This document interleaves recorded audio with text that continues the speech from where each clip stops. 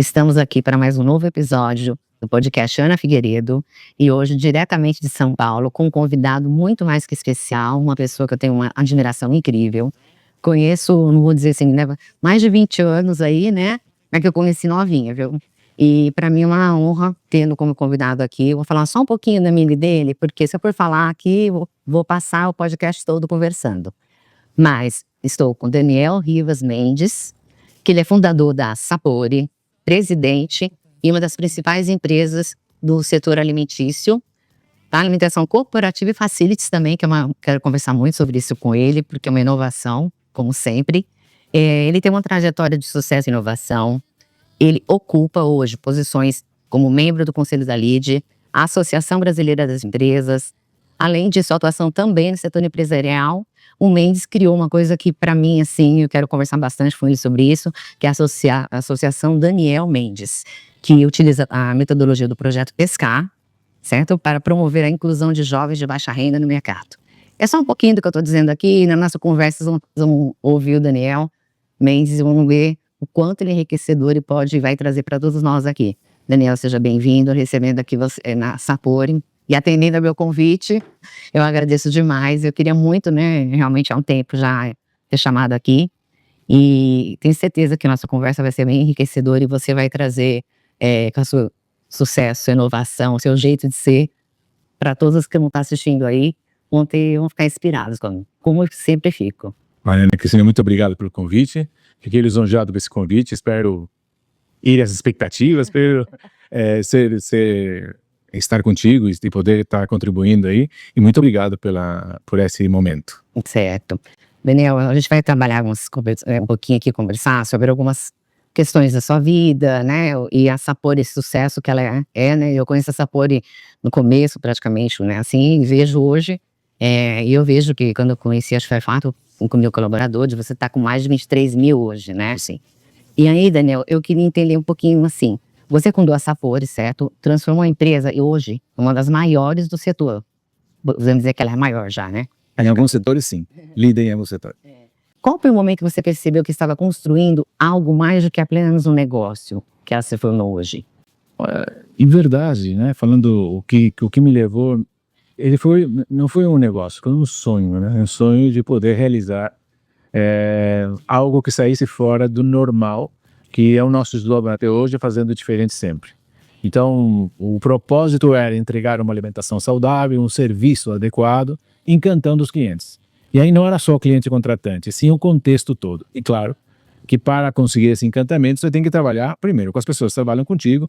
Eu sempre digo que um sonho de sucesso é quando outras pessoas sonham juntos.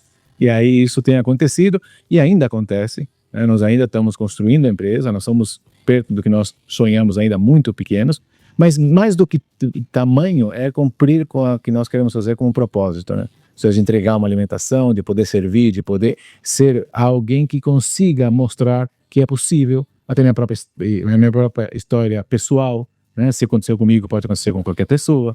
Então, assim, inspirar, isso acho que é a missão que eu tenho na vida, é de inspirar não só as pessoas que trabalham conosco, né, meus filhos, enfim, mas também o mercado como um todo, porque não é por acaso que as coisas acontecem e cada um tem uma obrigação. Então, contribuir em tudo que é possível, não só empregando hoje mais de 23 mil pessoas diretos, né, mas também fazendo meu papel social na empresa, que eu encontro não só nas atividades sociais, mas no dia a dia, inspirando, torcendo, vendo o mundo de forma positiva.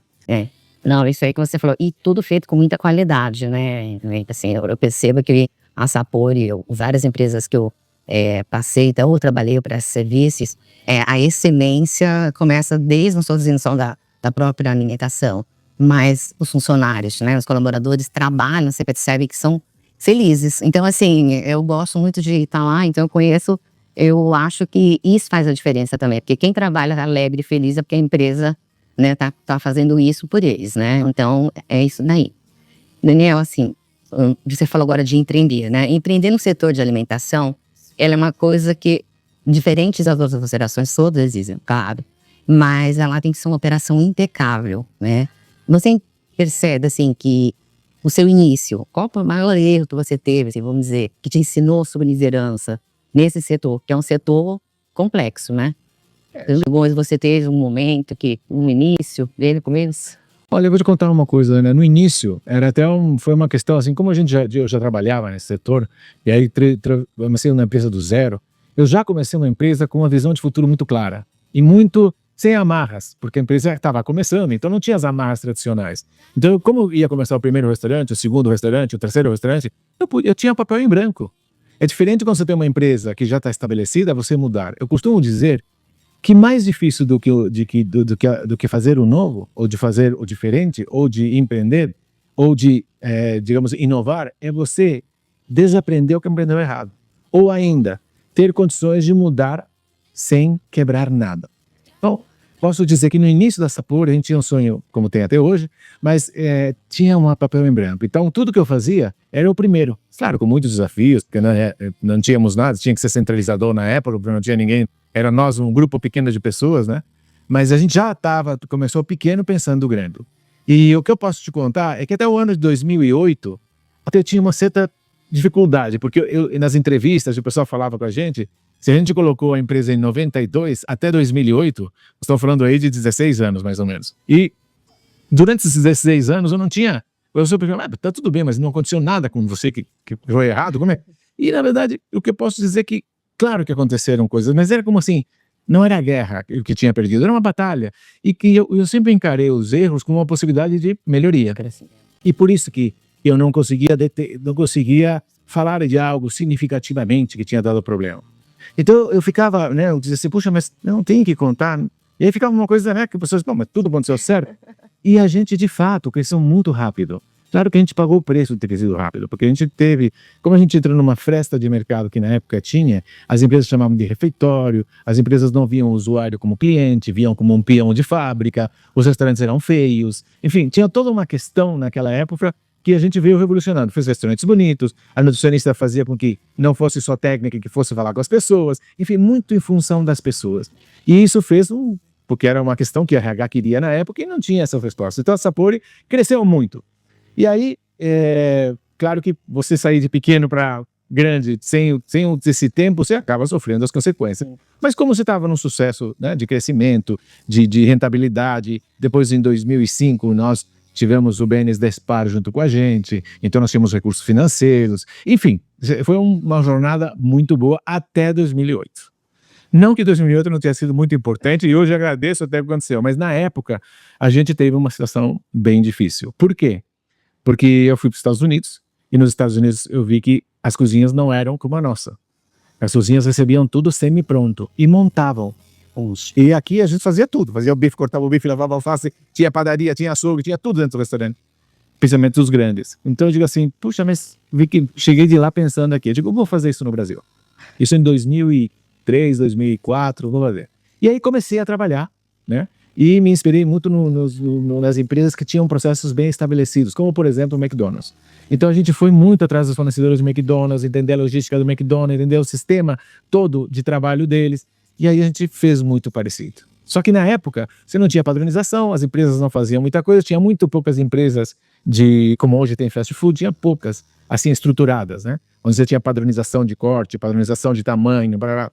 E a gente queria muito fazer isso, porque é lógica, se eu tenho hoje, como eu tenho 1.400, nós temos hoje 1.400 restaurantes, imagina ter um açougue em cada um, impossível. E quem vai cortar o bife melhor, eu na cozinha ou o frigorífico? Claro que é o frigorífico, muito mais seguro, inclusive. Então esse processo demorou e a gente fez, e foi ousado na época. Na época eu quis fazer isso, e aí eu tive redução de mão de obra e aumento nos gêneros. E aí veio 2008, e até 2008 eu conseguia fazer, mas veio aquela marolinha, lembra da marolinha? E aí as commodities baixaram, e o meu preço estava estabelecido com as empresas a um preço alto. Então aí sofri durante alguns anos, e eu lembro que no final da crise, em 2009, a corda estava tão esticada, eu devia 150 milhões, até tem um trabalho na Endeavor que eu fiz, que tem a história contada, quem quiser, por favor, veja a Endeavor Day One, o Day One conta essa história, né? E aí eu lembro que... E aí, Mendes, e aí nós tivemos que repensar a empresa.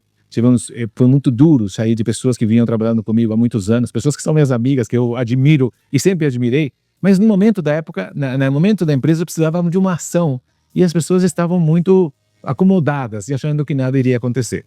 E aí a gente aprendeu algumas coisas. Quando uma empresa já grande, ela embica para baixo, se posso dizer embicar, quando você se dá conta, ela está muito rápida. É como se fosse um transatlântico, embicou para baixo, bum, né? Lembrou Titanic. Exatamente, tipo Titanic. Agora, o efeito também de quando ela melhora também você não percebe. A virada para cima também é demorada. Então, assim, quando eu conseguiu isso e a gente viu por quê, né? Aí eu me lembro de uma reunião de diretoria que o pessoal dizia, e agora, Mendes? Eu disse, agora eu não sei. E sabe por que foi tão importante falar não sei? Apesar de a gente sempre falar na humildade, nós somos serviçais, porque a gente está servindo as pessoas. Eu gosto de servir, eu tenho um prazer em servir. Então, a humildade está na prática. Só que me dei conta que naquela época a gente não estava tendo a humildade necessária. Por quê? Porque como era muito centralizador e tinha soluções para tudo, né? A pessoa dizia, o que o Mendes disse. Então, assim, me achava que eu tinha solução para tudo. E quando eu vi a empresa chegar naquele monte, fazendo a coisa certa, mas no momento que não era o mais correto, eu me dei conta que além de mim, eu estava criando uma diretoria que respondia igual a mim. Ou seja, todo mundo sabia tudo. Então, se eu como presidente sabia tudo, o diretor de RH sabia tudo, o diretor de suprimentos sabia tudo. E aí, esse que foi o problema. Então, a grande sacada de tudo quer se dizer assim, eu não sei.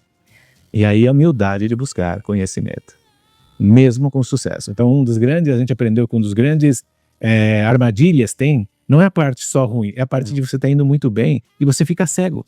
Isso não só na empresa, também em muitas outras coisas, mas a gente sofreu isso. Então, alguma coisa que você me perguntou de dificuldade, a gente teve em 2008, de fato, um problema sério. Estou te contando que quando a gente bicou para baixo era difícil mudar, até pensei em vender na empresa, estava quase vendida a Sapori naquela época, porque eu digo, tenho 9.000 pessoas, não posso comprometer a empresa. Mas também quando ela veio a recuperação, também não foi um processo rápido. Então, hoje, passar por essa situação deixou um legado muito de que não basta você ter arma, não basta você ter sistema, você tem que estar com ela em mãos. Porque a situação toda te obriga a estar sempre muito atento e não deixar você perder esse elo de urgência, de cuidado, de humildade, de entender que a gente não sabe tudo, de buscar conhecimento. Então isso é muito importante, você falou, né? Porque até eu falo que é bom sempre ter alguém que não concorda, que traz ideias de fora. Então fica muito uma coisa que realmente, eu acho que isso é um aprendizado, né? E eu falo que tudo que você fala, eu cheguei, eu tô, e aí, pra onde eu vou? Né? Às vezes quem vem de fora, olha, consegue ver melhor que quem tá dentro, né? Eu falo que quem tá enfiado aqui na cabeça, né? Quando sai e vê por fora. E você, como sempre inovando, né? Quer dizer, você trouxe, na época, né? Uma ideia lá dos Estados Unidos para cá, numa época que realmente não era muito assim. Então, é um diferencial que você tem.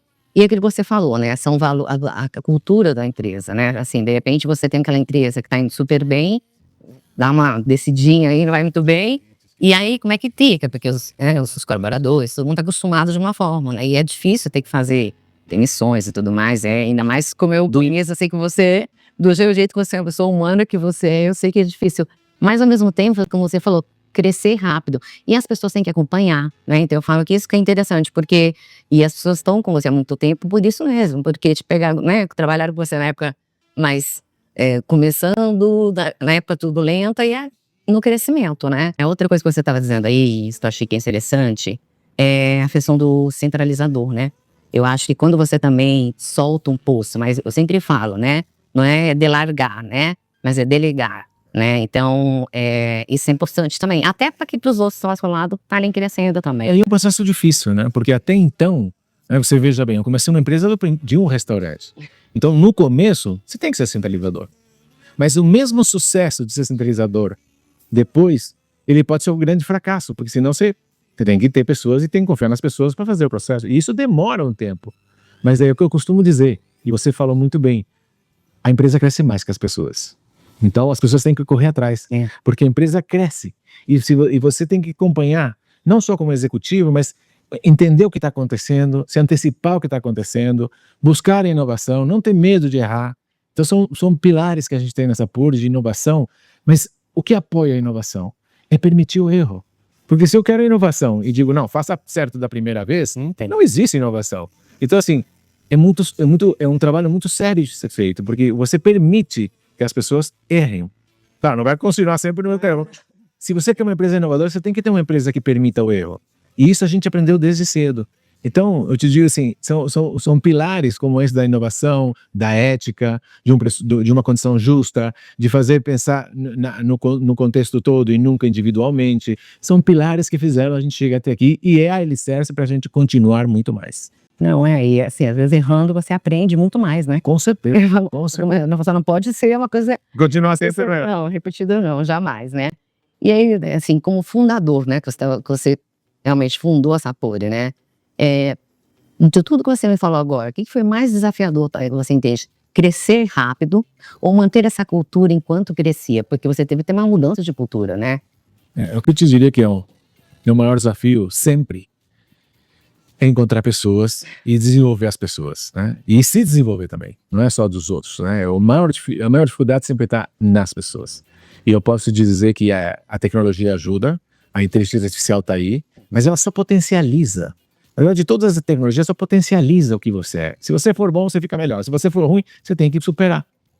Então, assim, o que eu entendo é que tudo que vem para melhorar se você estiver pronto para melhorar. Então, acho que o grande desafio foi naquele momento e continua sendo, que é nos talentos da empresa, é como você motiva. E você falou muito bem, como é que nessa correria toda, nessa jornada toda, você consegue manter a cultura? Olha, eu não tenho a fórmula, só que eu tenho algumas ações que eu faço que tem dado muito certo.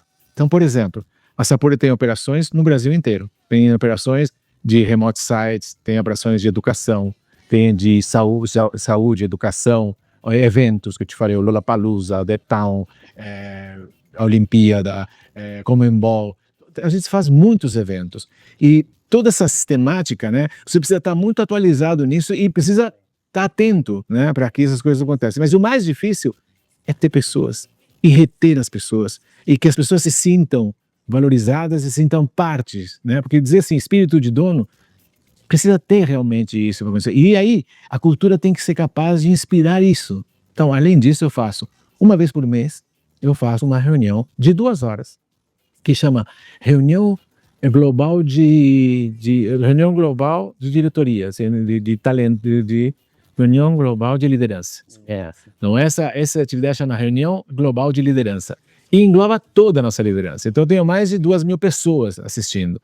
E ali a gente fala das boas práticas, da onde nós estamos indo, das implementações, enfim, a gente mantém a cultura viva muito também nisto. E nas ações das pessoas. Porque eu costumo dizer o seguinte, para ser verdadeiro, você tem que fazer. Não adianta o discurso. É igual a filho. Você diz, faça aquilo, o filho, você não faz, o filho não vai. Então, na empresa é igual. Vamos dizer assim, você tem que cuidar do cliente e você não cuida. Aí começar a pedir que os outros cuidem, né? Você pede assim, por favor, faça alguma coisa certa e você não faz essa coisa certa. Então, tenho certeza que o grande motor de tudo é aquilo que a gente faz, e não aquilo que a gente fala. Claro que tem que sonhar e tem que buscar sempre o patamar mais alto, mas tem que realizar. E para isso, o que importa é o que você entrega e o que você se esforça, e não aquilo que você fala e que se entrega. E assim, né, nada se faz sozinho, né? Então, assim, se você não tem as pessoas te apoiando, ouvindo, que nem eu falei, né?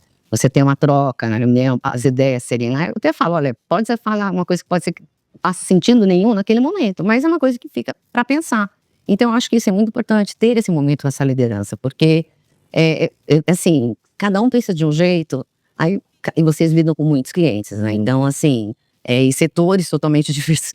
Estava vendo, né? Então, assim, desde hospitais até mineração, então, enfim, vocês têm educação, então é difícil. Então, ter a mentalidade e sentir, né, assim, não é o dono, mas entender os valores, a missão, a cultura da Sapori, isso aí eu acho que é essencial e fundamental mesmo, né? Para ter. Eu diria que esse é o sucesso de uma companhia. Sim. E você, nas reuniões, você abre a palavra para os líderes, eu também? Sem dúvida. E olha, é tudo com tecnologia. Nós temos participantes de 2.000 líderes no Brasil inteiro e na Colômbia. E as pessoas interagem. Quando elas querem conversar, elas interagem através do sistema que nós temos. Nós temos no nosso auditório lá em Campinas e a gente interage. As pessoas conversam através disso. Então, e tem uma plateia de pessoas que são aqui de São Paulo e o restante do país e de Venezuela, da Colômbia, participam através dessa interação. Tá bom. E vocês estão já com unidades no exterior, já estão entrando já também, né? Sim, estamos olhando. América do Sul? Estamos olhando outro país na América do Sul. Vamos ver até quando a gente consegue implementar isso. Daniel, agora nós vamos falar um pouquinho de governança, né? Profissionalização e crescimento sustentável. Na sua área, assim, eu falo governança, tem muita empresa que fala, eu estou aplicando a governança, né? E aquela que você acabou de dizer. fala, mas não põe em prática, né? Então, é bonito falar ESG, hoje em dia, né? Não, eu estou fazendo a NR01, você vai conversar, né? Não, minha empresa é sustentável, mas falam, né? Mas quando você vai ver, não é nada daquilo, né?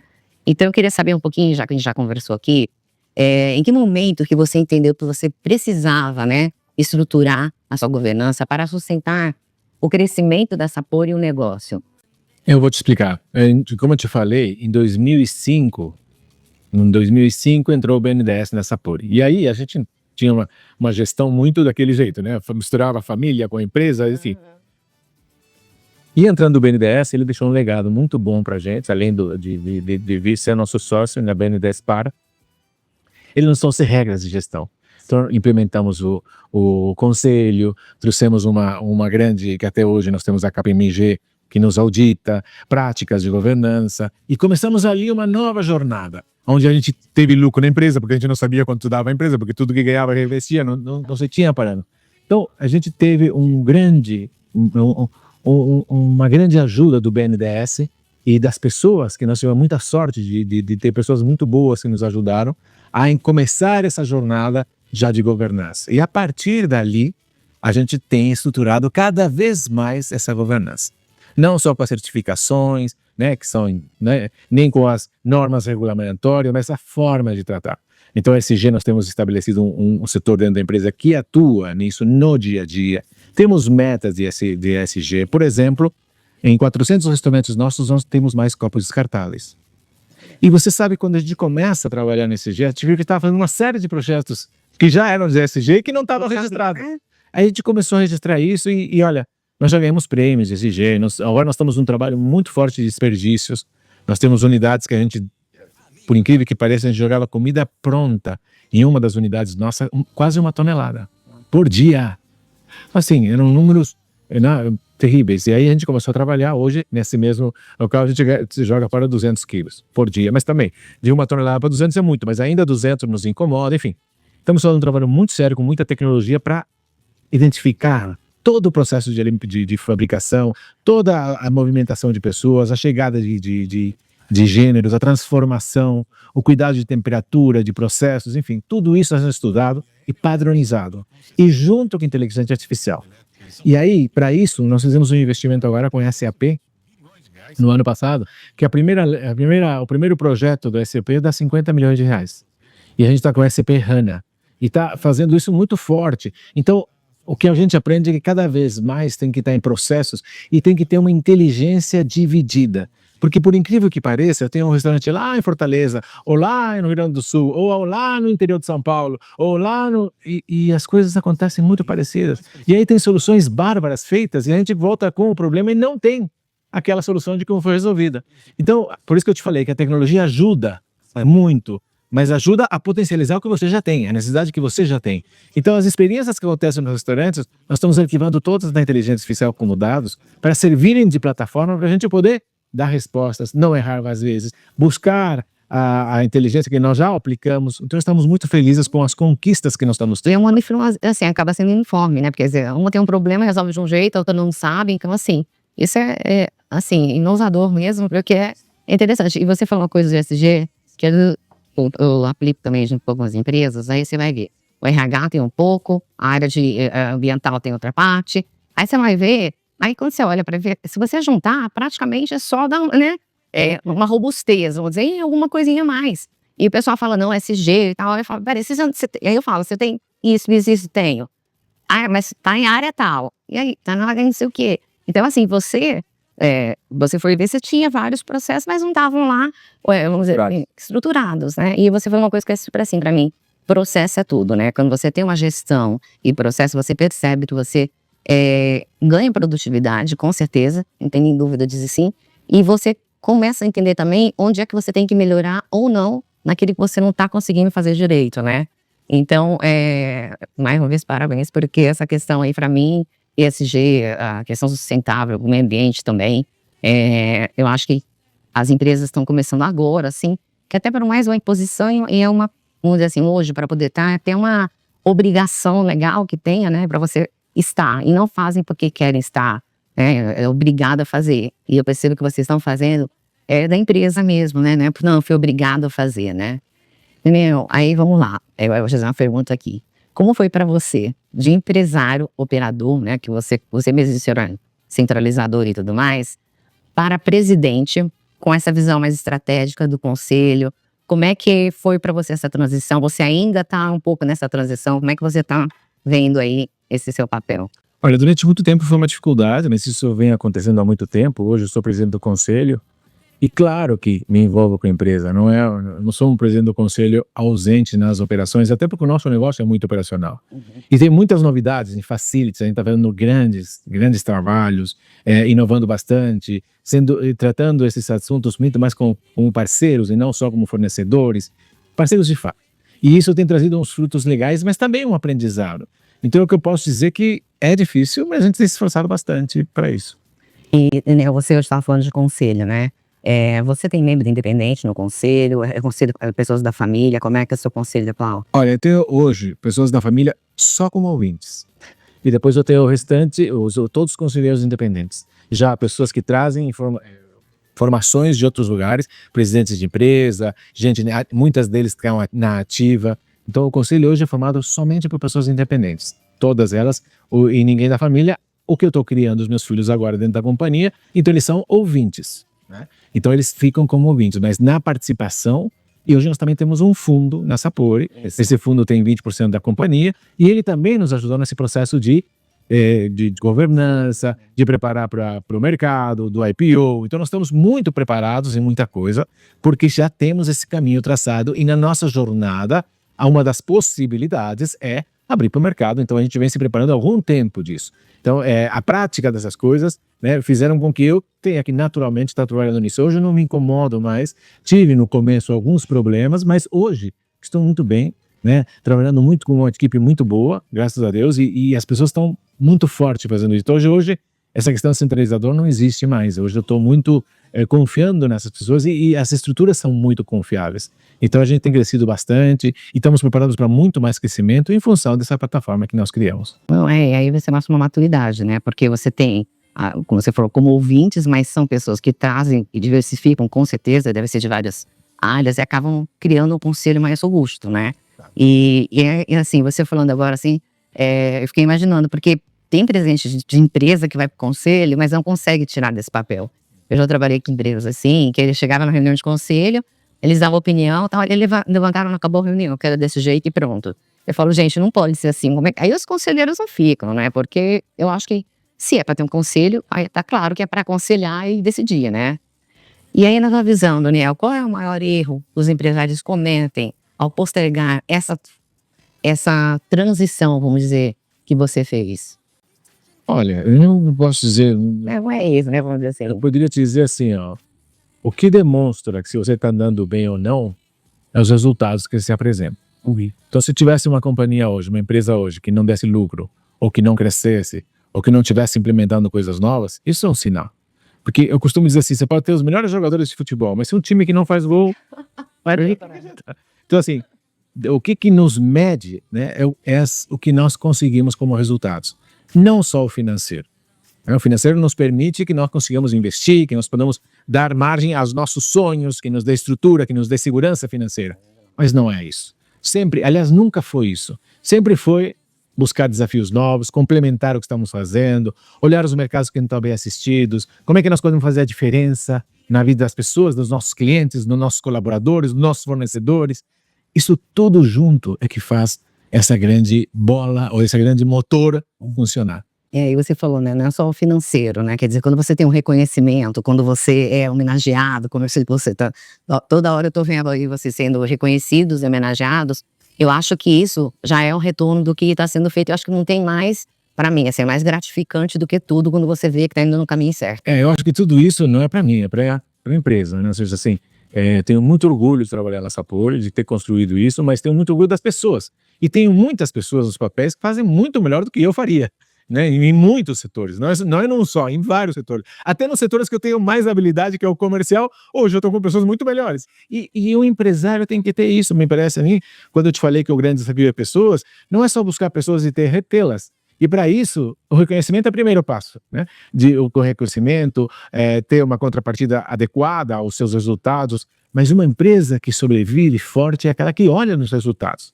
Não só os financeiros, mas as entregas que faz. Porque você olhar e achar que está tudo bem e não consegue entregar, não consegue andar, não consegue crescer, então como funciona? Não tem jogo, né? Uma hora. Quer dizer, não é busca de dinheiro, mas ele te dá como consequência se todo aquele sonho, se todas aquelas ações estão corretas ou não.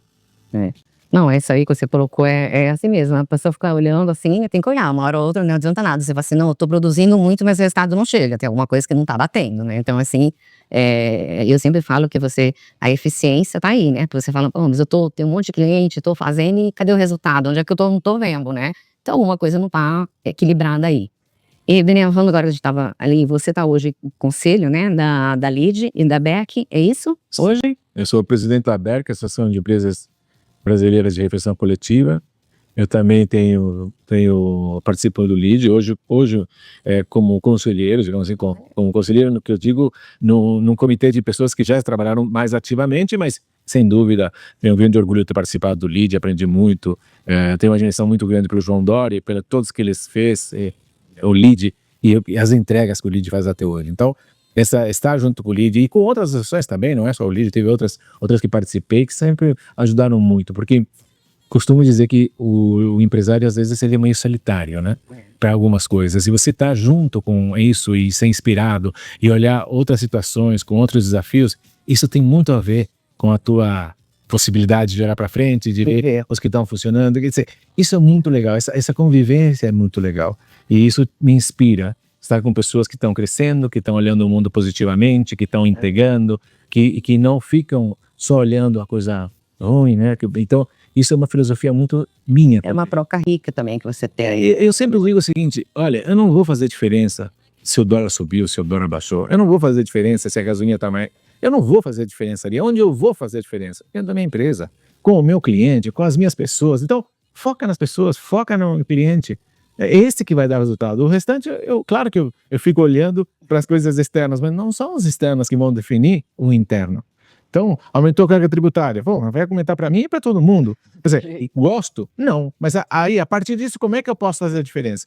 Então, isso está muito bem resolvido há muito tempo. Então, faz foco, se desgasta com aquilo que de fato você faz a diferença. Que é a gestão, que é as pessoas, que é a motivação das pessoas, que buscar metodologias novas para você entregar cada vez melhor, com cada vez mais lucro, com melhor resultado, para ser mais seguro, enfim. E a responsabilidade é grande, né? Ter 23 mil colaboradores, 1.800.000 pessoas por dia que se alimentam do nosso serviço, e não sei quantos milhões que se alimentam de todos os nossos serviços com facilities hoje. Puxa vida, então é muita responsabilidade. Não, com certeza, né? E eu ia te fazer a pergunta e você acabou respondendo, que eu ia te perguntar, como é que esses ambientes dentro dessas associações de conselhos te ajudou dentro da tomada de decisão dentro da empresa? E você falou uma coisa que eu sempre escuto, né? É muito solitário. Às vezes você tá ou na posição de CEO ou na posição presidente do conselho, às vezes, você ruim que você vai ficando, mais você vai crescendo, você vai ficando um pouco mais isolado. E quando você tem pessoas que você vê, né? Que erraram, que acertaram, você consegue ver ali, é um espelho do que você está fazendo, né? Uma comparação. Isso aí para mim também eu acho que é como você falou, é inovador e crescimento, e reconhecer também, né? Às vezes, pô, não pensei nisso, e a humildade também. Eu falo que a gente sempre tem que tá lá, né, para aprender e perguntar, às vezes não poder ter, né? Como é que você faz isso? Que nesse foi lá entender no McDonald's, foi entender. Isso aí eu acho que, para mim, né, é um segredo para o sucesso. A pessoa tem a humildade de saber, querer aprender e ir atrás, tá aí, ó. Segredo. Você sabe, a gente não aprende só com o erro, né? Com o sucesso. A gente também aprende com os erros, seus e das outras pessoas, porque você erra, você tem aprendizados. E isso, então, você não aprende só com o sucesso, você aprende com o fracasso também. Então, você escutar um parceiro teu, um cliente, um outro empresário falar de um insucesso, ele te dá atenção às armadilhas que acontecem, porque independente de fazer alimentação, carro, eletrodoméstico, seja o que for, os desafios são pessoas, os desafios é gestão, o desafio, todos são parecidos. Então, claro que uns têm umas características que outro, mas é muito parecido. Os problemas são muito parecidos. Então, você poder ter a oportunidade de aprender com os outros é muito... você corta caminhos. Não, com certeza, né? Aí, Daniel, falando um pouquinho, né, do setor, né, de alimentação corporativa, é uma pergunta que eu gosto de ouvir assim, porque eu digo que a gente tem antes da pandemia e pós-pandemia, né? O que mudou para vocês estruturalmente, né? Porque vocês imaginam que na pandemia deve ter sido assim, também imagina a logística pensando aqui, né? E o que você mudou que hoje você adotou como uma prática, vamos dizer assim, que ensinou, né? Que vocês tiveram, todo mundo teve que se virar, né? Vamos dizer assim, que pegou todo mundo aí. Como é que foi para vocês? Olha, uma das coisas que a pandemia fez, né, foi que nos ensinou muito a ser mais ágeis. A gente tinha muito projeto engavetado que conseguiu tirar na pandemia. Tivemos setores que praticamente acabaram, que foi eventos, a educação, enfim, tem setores que... Mas teve outros que cresceram. Hospitais cresceram. Cresceu, por exemplo, a indústria de embalagens, de comida. Então, foi muito difícil. Agora, o que mudou, né? Mudou a forma total de todos, não só da Sapoi. Eu me lembro que antigamente eu tinha um cliente chamado, que é cliente nosso, a Ford, e a gente ia na Ford e via que eles tinham já um negócio por vídeo. E eu achava assim, tão impessoal aquilo de falar por vídeo. Puxa, mas, sabe, a gente precisava fazer reunião pessoal. E aí, quando veio a pandemia, hoje a gente fala, né, fazer reuniões por vídeo, e melhorou muito a vida. Então, a pandemia, se bem trouxe uma situação muito desagradável, as mortes, enfim, as coisas muito pesadas, o que pensar da vida para muita gente, inclusive para nós, mas também acelerou uma série de coisas, aprendemos a fazer coisas que, se não tivesse, teria retardado muito mais.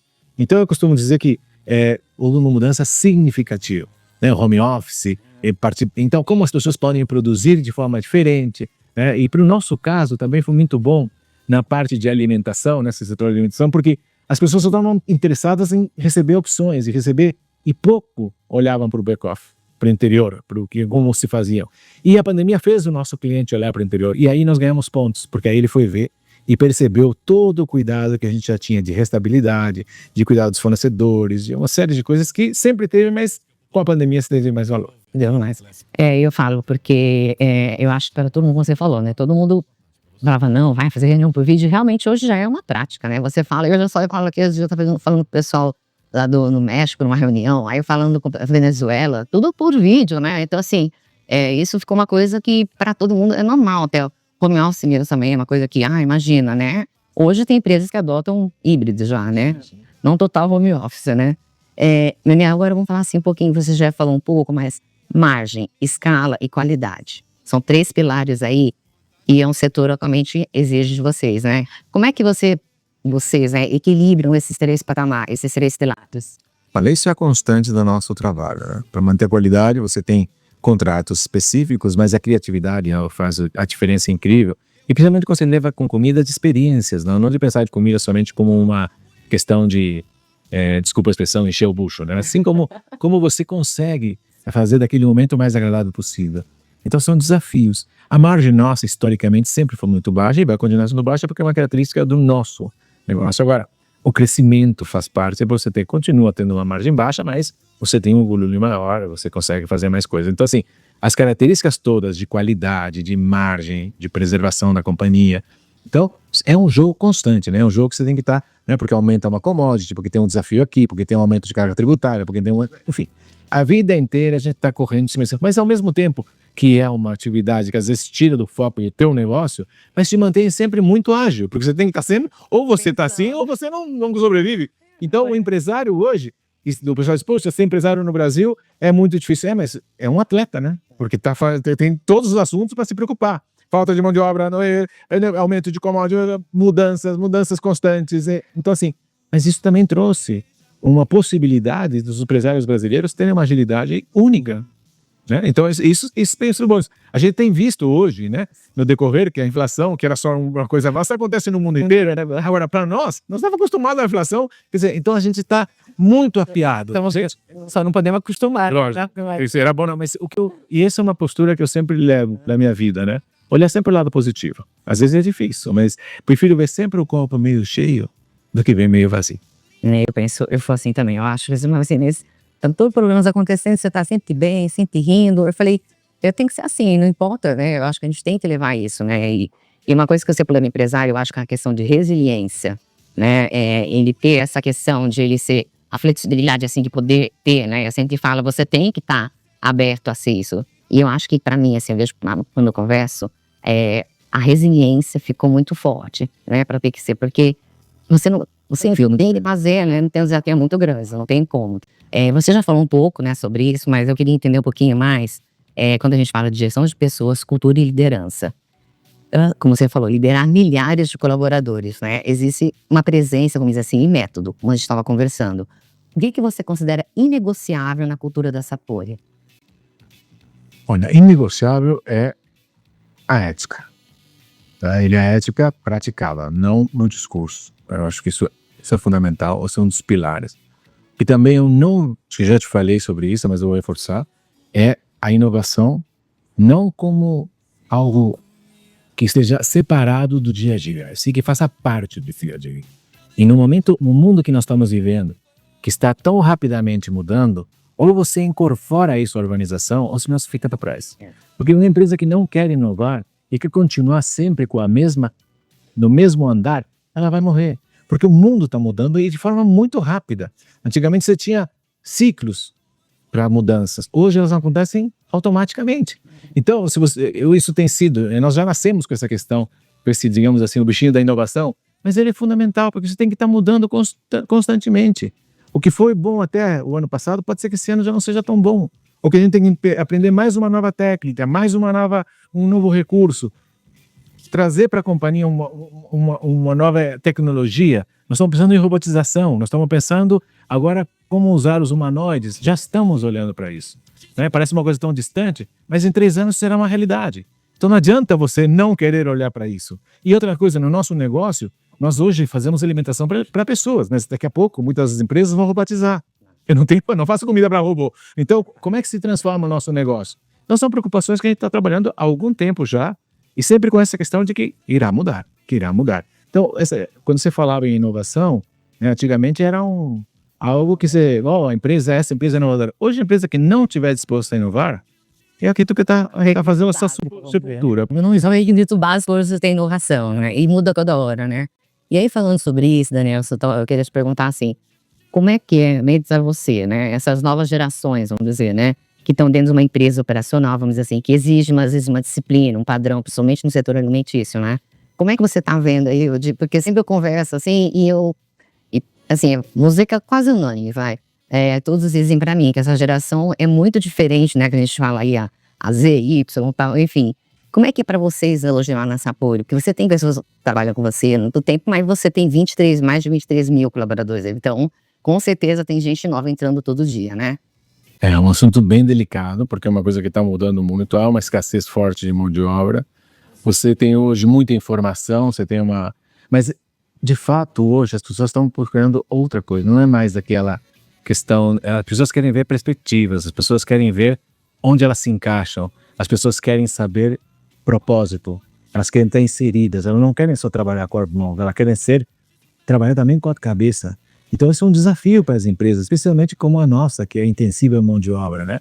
Porque a gente usava as pessoas, né? Ou pelo menos o esquema era usar pessoas no trabalho, né? Braçal. Não, as pessoas têm que estar comprometidas. Por que eu faço isso? Para onde nós vamos chegar? Isso tem sido muito forte e as pessoas necessitam disso. Senão elas não ficam. Se não fizer sentido, elas não ficam. Então, quando você vê, mesmo que as pessoas estejam fazendo, digamos, atividades simples ou repetitivas, elas têm que entender que aquilo tem um propósito. Senão, e cada vez mais é assim. As pessoas cada vez mais querem fazer parte de algo.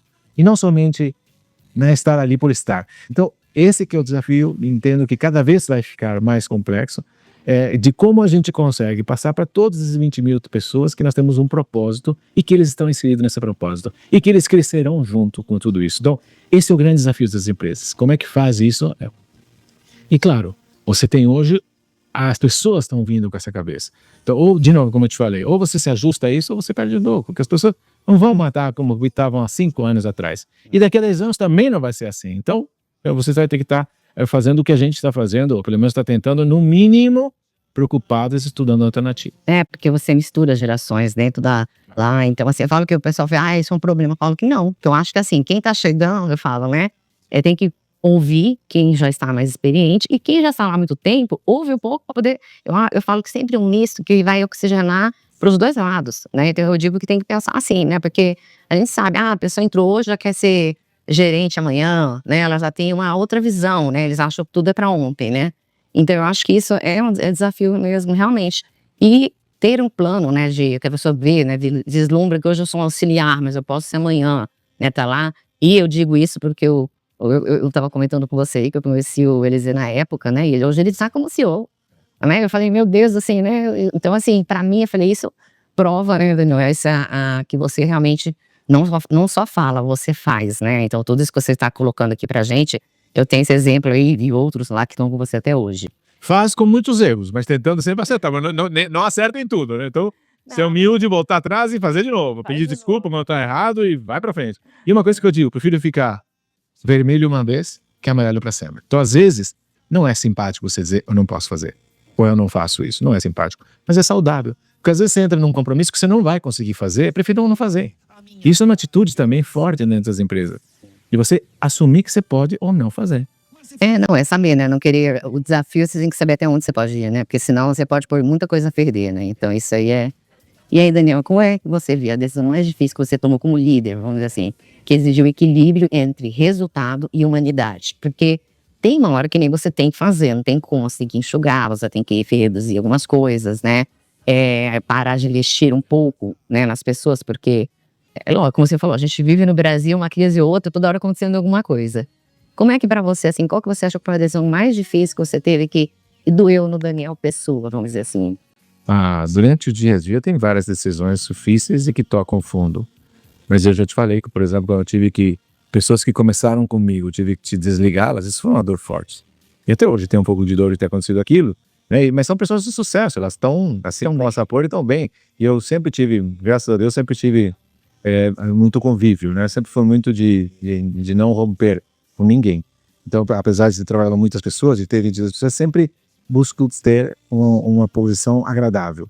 Não que significa que eu não seja impositivo, não significa que eu não seja exigente, mas eu sempre procuro, né, criar pontes, criar formas de... Às vezes eu até te digo uma coisa, prefiro até perder às vezes, para não perder essa questão. Então tem coisas que prefiro perder, mas não deixar de ter essas pontes, sabe? Não deixar de que isso chegue ao patamar de criar uma inimizade, de criar uma raiva desnecessária. Isso é, né, importante. Agora vamos falar, já pensei que já estamos no horário aí, estou tomando muito seu tempo, mas vamos lá. Sobre o impacto social e essa associação Daniel Mendes, isso para mim, esse teu projeto, assim, eu acho que, queria que você explicasse um pouco mais, porque eu acho que ele vai inspirar outras empresas aí a pensar, né? Enfim, queria que você falasse um pouquinho sobre a metodologia do Projeto Pescar, né? De onde nasceu essa vontade sua de investir nessa inclusão de jovens de baixa renda. Olha, isso sempre, desde sempre, a gente quis ajudar, mas não tinha forma, né? Porque é uma forma confiável de fazer.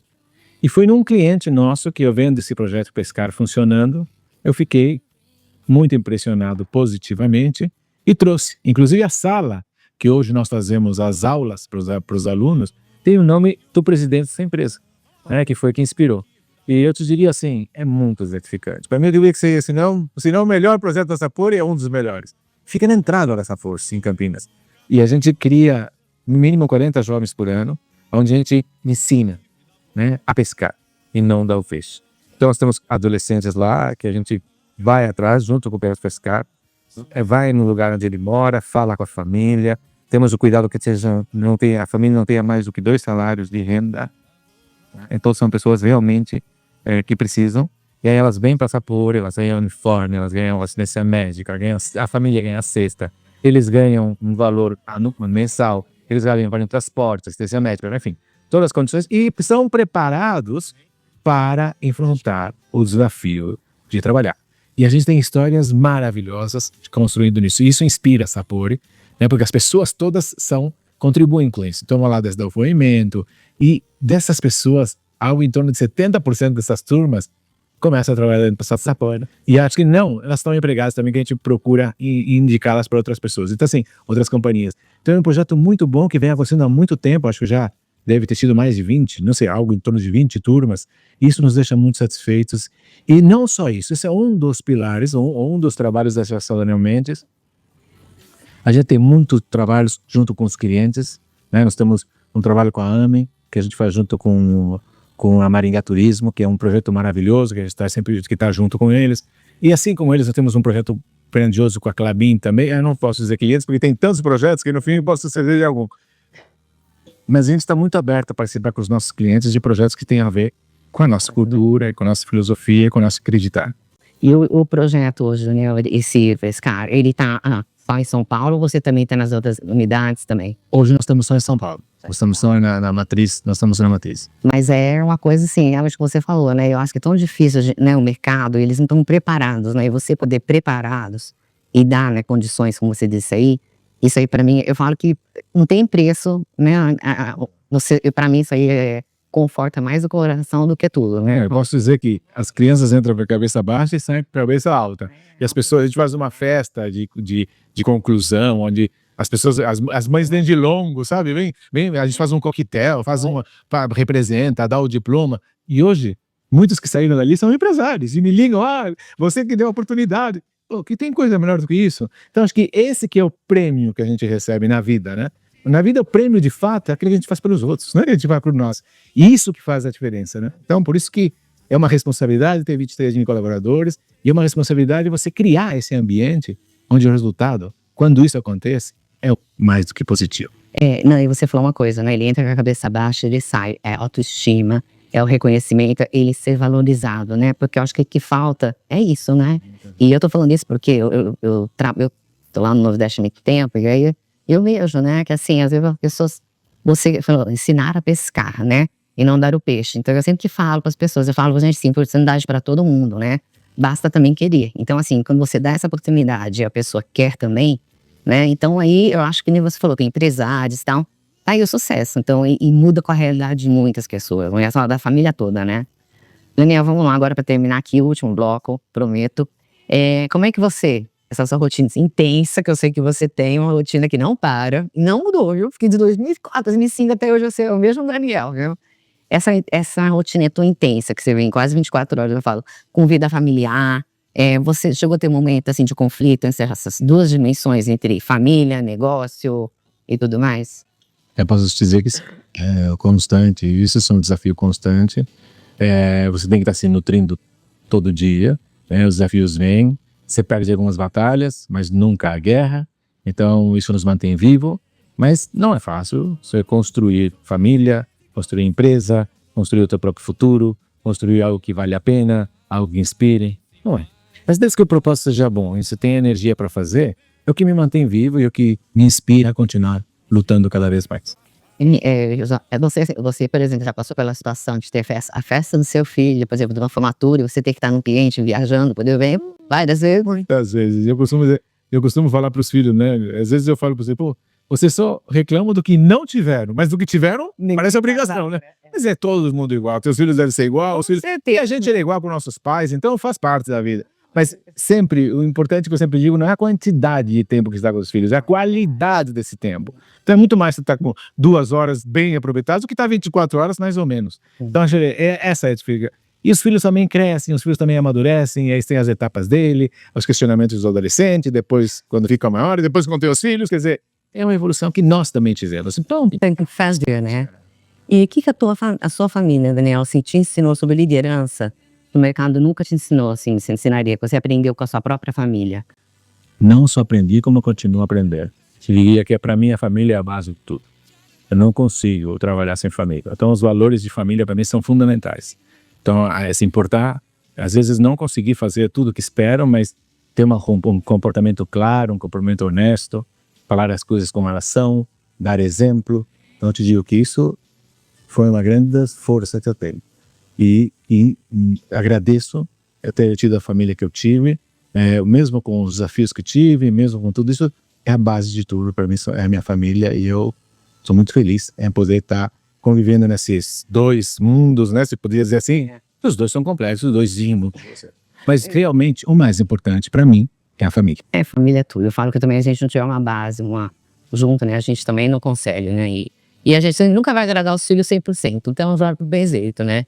Daniel, agora sim, se você pudesse voltar ao início dessa trajetória, muito tempo quando você começou, né, o seu negócio, né, que conselho que você daria ao Daniel empreendedor hoje? Eu diria assim, que durante todo esse tempo, eu sofri por antecedência muitas vezes, né, então eu diria como grande conselho além de todas as questões que eu acredito e faço, é não sofrer por precedentes. E saber que as coisas, elas acontecem e que no final tudo dá certo.